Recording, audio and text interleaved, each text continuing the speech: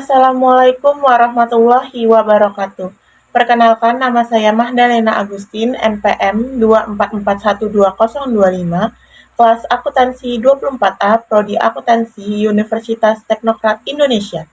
Di sini saya akan mempresentasikan tentang kerukunan antar umat beragama untuk memenuhi tugas mata kuliah Pendidikan Agama Islam yang diampu oleh Bapak Muhammad Asgaf Asnan Siregar, SH.MH.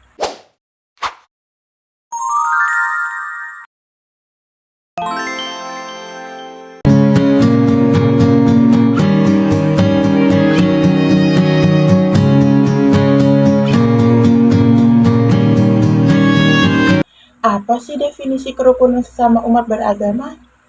Kerukunan umat beragama dapat diartikan sebagai hubungan yang dilandasi dengan saling toleransi, menghormati, dan menghargai antar sesama umat beragama. Tujuannya untuk bisa saling menghargai adanya kesetaraan pengamalan agamanya dan bekerja sama mewujudkan kehidupan bermasyarakat dan bernegara yang damai. Dalam hubungan umat Islam dengan umat beragama lain, Al-Quran mengajarkan prinsip-prinsip toleransi sebagai rujukan. Prinsip-prinsip tersebut adalah: pertama, dilarang melakukan pemaksaan dalam beragama, baik secara halus maupun kasar. Prinsip ini didasarkan pada firman Allah, Quran Surat Al-Baqarah ayat 256, yang artinya tidak ada paksaan dalam memeluk sesuatu agama karena telah jelas mana yang benar dan mana yang salah. Yang kedua, manusia berhak memilih, memeluk agama, dan beribadah menurut keyakinannya. Hal ini berdasarkan firman Allah, Quran Surat Al-Kahfi ayat 29, yang artinya, katakanlah, hai Muhammad, bahwa telah datang kebenaran dari Tuhanmu. Oleh karena itu, barang siapa yang mau berimanlah, barang siapa yang tidak mau biarlah. Yang ketiga, tidak berguna memaksa seseorang agar menjadi orang muslim. Firman Allah, Quran Surat Al-Insan ayat 3, yang artinya, sesungguhnya kami telah memberi petunjuk kepada seseorang untuk mengikuti jalan yang lurus. Ada kalanya orang itu bersyukur, ada kalanya ia menolak jalan yang lurus itu. Firman Allah yang kedua pada Quran Surat Yunus ayat 99, dan apabila Tuhanmu menghendaki, orang yang ada di muka bumi ini akan beriman seluruhnya. Apakah engkau hendak memaksa manusia supaya mereka menjadi orang yang beriman? Yang keempat, Allah tidak melarang hidup bermasyarakat dengan orang yang tidak sepaham atau tidak seagama, selama tidak memusuhi Islam. Firman Allah, Quran Surat Al-Mumtahanah ayat 8, yang artinya, Tuhan tidak melarang kamu berbuat kebaikan dan bersikap jujur terhadap orang-orang yang tidak memerangi kamu, karena agama dan tidak mengusir kamu dari kampungmu. Sesungguhnya Allah mencintai orang yang jujur. Selanjutnya adalah manfaat kerukunan sesama umat beragama. Nah, ini ada beberapa manfaatnya. Yang pertama, mencegah timbulnya konflik. Yang kedua, adanya perasaan damai dan aman dalam beribadah. Yang ketiga, meningkatnya toleransi beragama di Indonesia.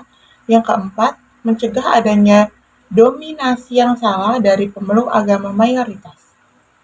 Nah, selanjutnya itu adalah cara membangun kerukunan umat beragama. Berikut ini ada beberapa cara untuk membangun kerukunan umat beragama. Yang pertama, menghargai pendapat dan kepercayaan orang lain. Yang kedua, mengutamakan cinta dan kasih dalam kehidupan beragama. Yang ketiga, mendalami nilai dan ajaran agama yang bisa diimplementasikan di kehidupan sehari-hari yang berperi kemanusiaan dan mengarahkan kita kepada nilai-nilai ketuhanan. Dan yang selanjutnya itu ada pedoman antar umat beragama. Yang pertama itu ada toleransi dan saling pengertian. Nah, toleransi berarti setiap umat beragama harus meningkatkan toleransi yang memupuk sikap religius untuk menghilangkan rasa takut dan curiga antar sesama. Yang kedua itu ada saling pengertian. Nah, berarti saling pengertian ini menerima orang lain apa adanya dengan segala kelebihan dan kekurangannya, tanpa melihatnya dengan persepsi agama yang dianut. Yang kedua ada saling menghormati. Saling menghormati dalam keyakinan agama. Setiap umat beragama harus memupuk, melestarikan, dan meningkatkan keyakinannya. Hal ini akan meningkatkan rasa saling menghormati dan menghilangkan perasaan takut dan curiga. Dan selanjutnya itu ada simpati dan optimis. Berarti menanamkan rasa simpati atas kemajuan-kemajuan yang dicapai oleh kelompok lain, sehingga mampu menggugah optimis dengan persaingan yang sehat. Yang ketiga ada kebebasan beragama.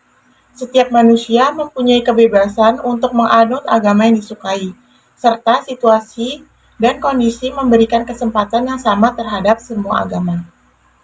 Yang keempat ada eksplorasi nilai-nilai kemanusiaan.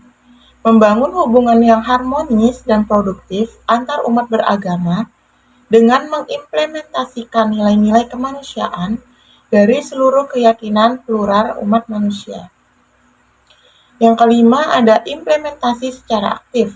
Contohnya itu gotong royong, membersihkan lingkungan sekitar, membantu umat agama lain jika dalam kesusahan, dan menjaga silaturahmi walaupun berbeda agama. Selanjutnya itu ada tujuan kerukunan antar umat beragama. Nah, ini ada beberapa tujuannya. Yang pertama, untuk meningkatkan keimanan dan ketakwaan keberagamaan masing-masing pemeluk agama. Yang kedua, untuk mewujudkan stabilitas nasional yang mantap. Ketiga, menunjang dan mensukseskan pembangunan. Yang keempat, memelihara dan mempererat rasa persaudaraan. Nah, berikutnya itu ada strategi kerukunan umat beragama. Strategi kerukunan umat beragama di Indonesia didasarkan pada prinsip dasar negara yang menjamin kebebasan beragama dan mengakui keberagaman sebagai kekayaan bangsa. Indonesia memiliki berbagai pendekatan dan strategi untuk memastikan kerukunan antar umat beragama. Berikut adalah beberapa strategi yang diterapkan. Yang pertama, ada Pancasila sebagai dasar negara. Nah, ini menjamin kebebasan beragama dan menghargai prinsip-prinsip moral yang universal.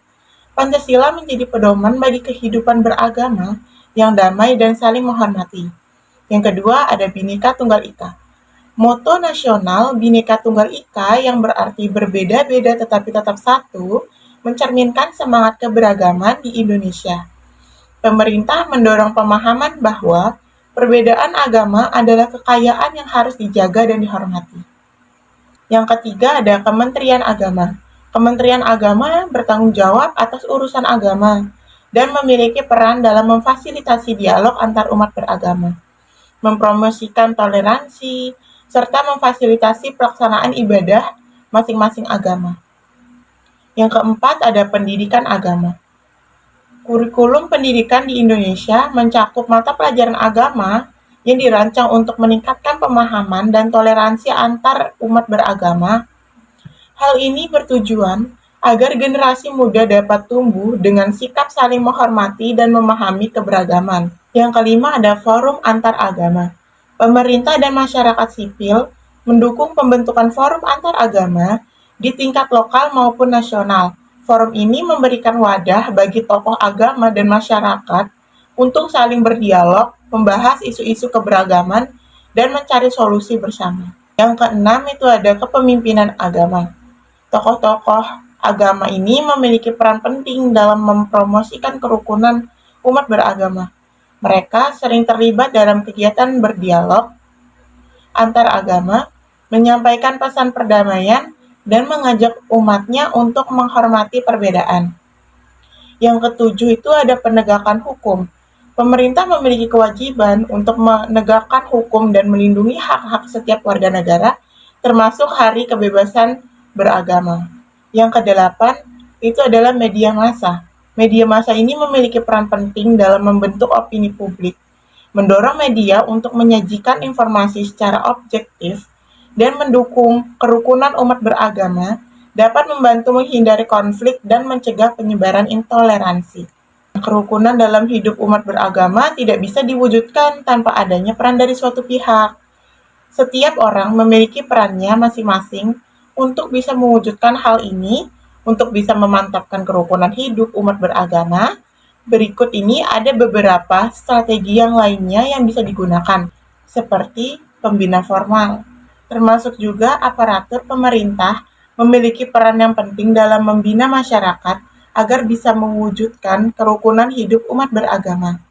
Yang kedua, pembina non-formal, seperti tokoh agama dan masyarakat juga memiliki peran yang penting dalam membina masyarakat agar bisa mewujudkan kerukunan hidup umat beragama.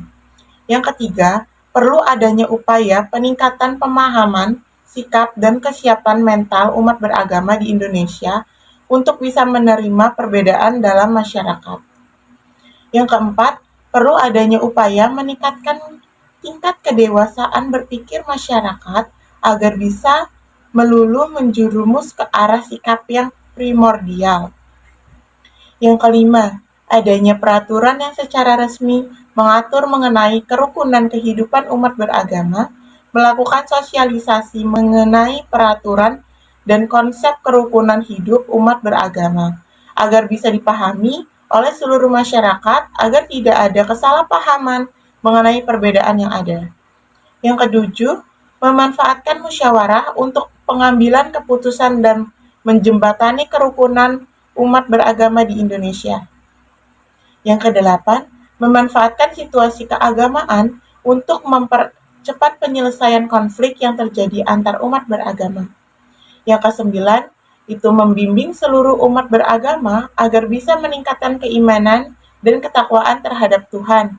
Yang kesepuluh, ada menyediakan kemudahan dalam beribadah untuk setiap penganut agama. Dan yang terakhir, tidak ikut campur dalam urusan akidah atau ibadah agama lain. Nah, kesimpulannya dari materi yang tadi telah saya jelaskan adalah kerukunan antar umat beragama merupakan fondasi penting dalam menciptakan masyarakat yang damai dan harmonis, di mana setiap individu dihargai dan diterima tanpa memandang perbedaan agama, dengan menanamkan nilai-nilai toleransi, saling menghormati, dan kerjasama. Untuk umat beragama, dapat membangun hubungan yang positif dan produktif, serta mengatasi konflik yang mungkin timbul akibat perbedaan keyakinan. Kerukunan ini tidak hanya melindungi hak-hak setiap umat beragama untuk menjalankan ibadahnya, tetapi juga memperkuat persatuan dan kesatuan bangsa, sehingga tercipta stabilitas sosial yang mendukung kemajuan bersama. Oleh karena itu, penting bagi semua pihak untuk aktif berperan dalam memelihara kerukunan ini demi kesejahteraan bersama.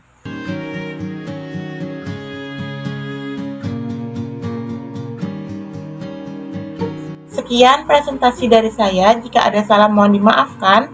Saya akhiri. Wassalamualaikum warahmatullahi wabarakatuh.